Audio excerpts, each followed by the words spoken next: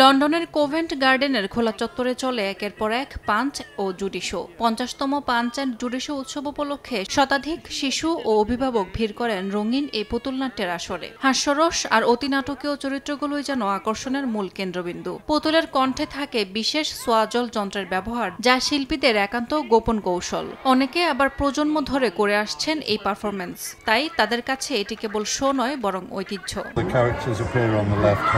Punch and জুডির কাঠামো সরল হলেও কার্যকর। এটি হাতেই চরিত্রের ওঠানামা আর ছোট ছোট প্রপস দিয়ে গড়ে তোলা হয় পুরো নাটক।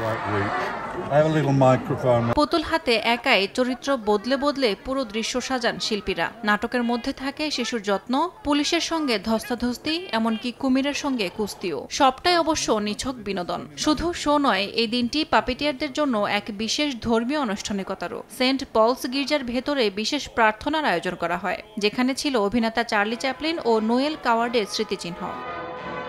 পুতুল হাতে মিছিল করেন পাপিটিয়াররা, হাঁটেন লন্ডনের রাজপথে। পাঞ্চ আর জুডি কেবল পুতুল নয়, ব্রিটিশ সংস্কৃতিরই এক জীবন্ত অধ্যায়।